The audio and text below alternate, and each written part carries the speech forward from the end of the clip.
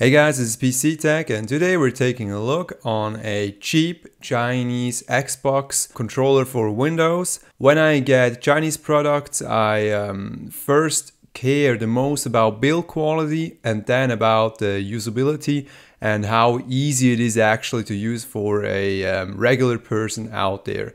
Now when we first take a look on the controller itself, so the layout of it, we can see that it's pretty much similar to the original Xbox 360 controller. So it has all the buttons that you would expect on it and actually at the exact same place. Then you would find it on the Xbox original controller. The typical X, B, Y and A, B keys are right at the position where they are expected to be. There is one major difference in the layout, or let's say on the optics of it. It is missing the X in the middle of the silver notch, and yeah, so there is no Xbox branding on it, obviously because it is, let's say, a fake product of the Xbox One. Now this controller comes with a wire, so it doesn't need any batteries, which is actually very positive to me because I don't really like the battery on the original Xbox controller as they are empty very fast. Now taking a look side by side on these two controllers, the original and the, let's say, fake one, we can really see that they are absolutely very closely when it comes to its shape and yeah, just how they look like. There are some minor differences, however, and one of it would be the color. The fake Xbox controller has a more light dark color, let's call it that way. It just doesn't look exactly the same when we just compare the black color together.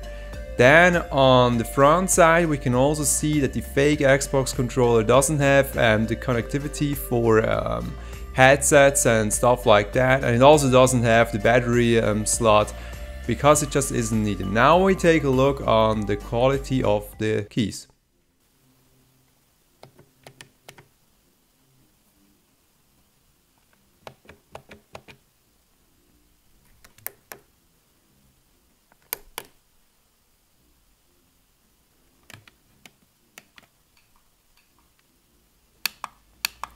So from a plug and play product, I do expect that it works out of the box. So when I plug it into my computer, it should be recognized by itself and it should load the drivers just like that, as it would be with the Xbox original controller.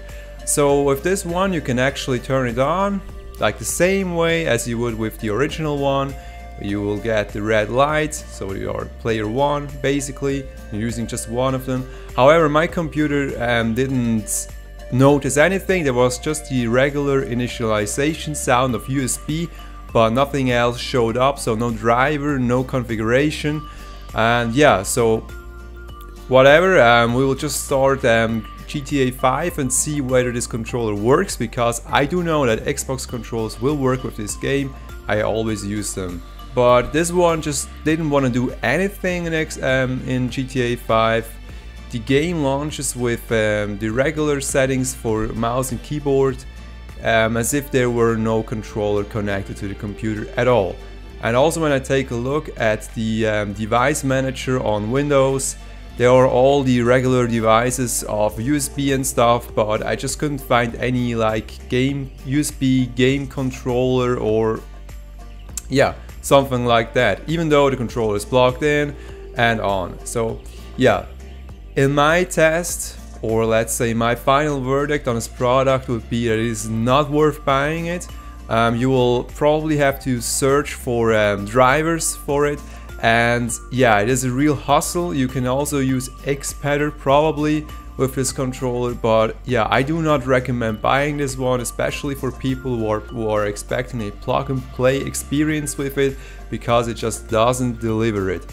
Quality wise it would be fine, but when the software just doesn't work as it should, I just cannot recommend it. And you can also get cheap like Xbox original controllers nowadays. So I hope you enjoyed this video, I hope it helped a little bit, and if you did so, please leave a like down below. If you didn't, leave a dislike, and I would be happy if you subscribe to my channel if you want to see some more content in the future. So I'll see you then. Bye.